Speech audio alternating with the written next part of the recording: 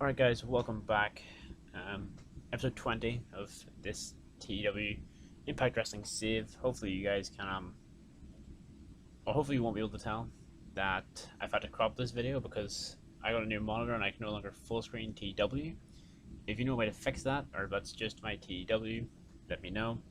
Last video was recorded before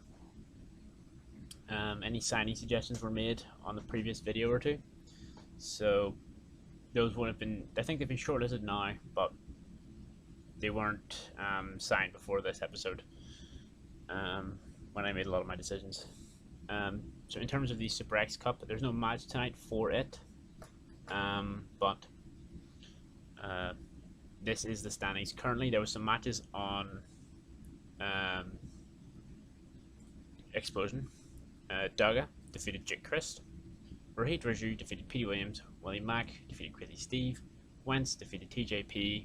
Chris Sabin defeated Dez. So the table currently looks like this. Daga and Wentz and their group are on 2 points. Daniel Maccabee and Chris Ridgway, a last minute inclusion because we had some interesting interactions with Drago that didn't quite go the way that we were able to get him in. Chris Ridgway will be representing Noah though. And in this group, Heath, Willie Mack, and Sabin all have 2 points. And there will be a Knockouts Tag Team Tournament match tonight as well. So we'll get into the show. It's a long show, 120 minutes, 18 segments. So let's get into it. So the show opens with Matthews and Callis again running down the card from last night, covering EC3's title victory, Trey becoming the new champion, and of course what happened with Deonna Purrazzo breaking the arm of Susie. And while they're doing this, we get a Good Brothers entrance. 39, not bad. The Good Brothers, Carl Anderson and Doc Gallows, start the Good Brother Challenge, or the Good Brother Open Challenge, where they're going to come out every week, every 2 weeks, whenever I need them to, and have an open challenge for some of the Good Brothers in the back. 45 segment rating, not bad. And they say that they understand that the division is in a minute at a bit of overhaul with the lack of guns, so they're going to try and fill this time while they scout out the sort of next big opponent for them. And their first opponents are former Impact Tag Team Champions Petey Williams and Chris Sabin. 12 minutes. Of course, the Good Brothers win this match, pinning Petey Williams with a Magic Killer. Sabin and Williams are going to be busy with the Super X Cup anyway, so I wanted to get this pseudo rematch out of the way. First defense for the Good Brothers isn't bad. It's a 47. Petey being a wee bit behind the rest isn't a surprise. He's more sort of pseudo retired, I guess, although we use him quite a lot, actually, to be fair. And good ratings for especially Carl Anderson with a 53. So next match, Don Callis and Josh Matthews announce the Knockouts Tag Team Tournament will be starting right next after this. They also probably cover the Super X Cup here. You know, it's a big month for Impact Wrestling, although Super X Cup will go 2 months. They announced that Havoc and Nevaeh will be in the tournament. Kiera Hogan and Tasha Steele, Alicia Edwards and a partner of her choosing, Taya Valkyrie and Rosemary, Tina Dashwood and Madison Rain, and Jordan Grace and a partner of her choosing. A 25 rated segment is not a good start, but you know, we can only build from here. But and the titles aren't prestigious anyway, so Jordan Grace's partner is Serena Deeb. I think it's a good, hopefully a very good team, good babyface team. Unfortunately, Deeb's gimmick was awful, but we can move on from that. A 35 rating is not bad. There were some good suggestions in episode 19 in the comment section. I've shortlisted a lot of people, and I think we'll shake up the Knockouts division more as the year goes on. So if you want to see those kind of signings or any signings that you guys like yourself, put them in the comments down below. I obviously read all the comments, aren't very many, so they're easy to read. I'll shortlist anyone you want, and if I think they fit the Impact save, or if I think your idea fits, I'll usually implement it. But for now, Serena Deeb is Jordan Grace's partner, as they faced Tennille Dashwood and Madison Rayne in a 44, a decent match. Everybody kind of getting around the right spot. Obviously, Serena Deeb had a big return recently. She came out in AEW and then is now in the NWA as their women's champion, working AEW shows. They defeat Madison Rayne and Tennille Dashwood with Jordan Grace pinning Tennille with a fall from Grace. She probably should have pinned Madison Rayne, but it doesn't matter. With a fall from Grace, 8 minutes, not bad. I'm pleased with the show. Good thing Deeb and Grace don't have bad chemistry, because they will be going on to Final Resolution and be part of the Triple Threat Knockouts tag team match for the titles.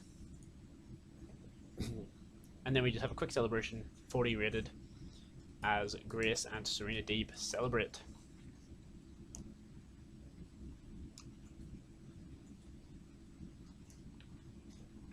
So, a really good segment, actually.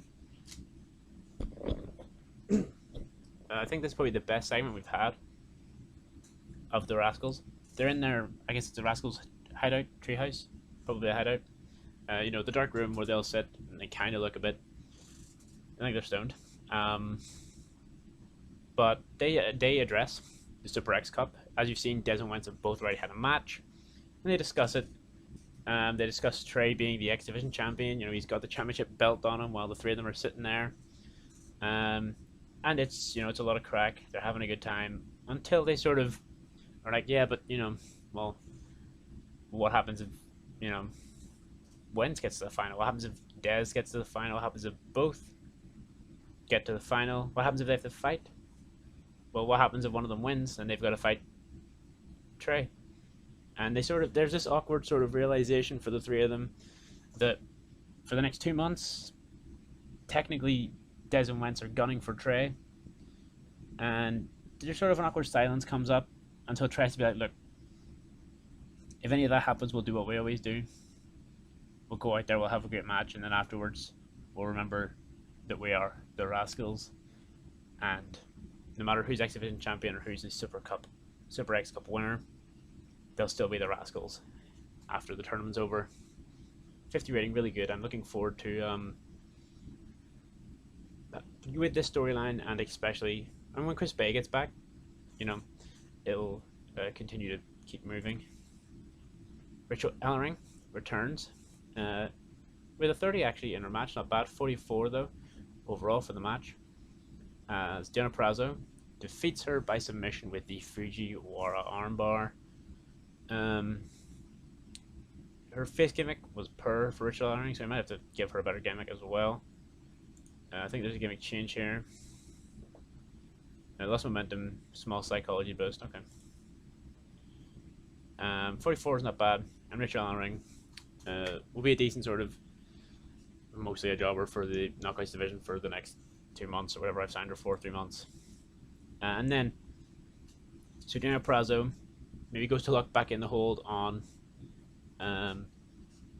Rachel Ellering, and Kylie Rae's music immediately hits, charges down to the ring. There's no doing her entrance, she just bolts to the ring. Deonna Purrazzo rolls out, Kylie Rae gets a mic, and she says, no matter what it takes, no matter who she has to beat, no matter who she has to fight, Kylie Rae will beat everybody in this division until she can fight Deonna at Final Resolution or anywhere and get revenge for her friend Susie. And Deonna genuinely looks shocked. She wants nothing to do with this new version, this heated version of Kylie Rae. Brian Myers, 44, with Rohit Raju. A lot of our matches aren't hot right now, but will, hopefully as the month goes on, heat things up a bit more. Brian Myers has a little back and forth with Rohit, a decent match, 10 minutes.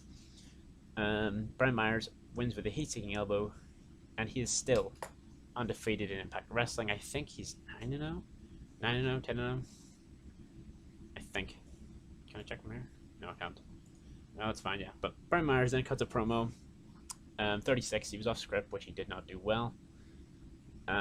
Essentially, he goes, you know, undefeated for what? He wasn't in the Super X Cup. He's hardly ever on the show. He's never on the pay-per-views.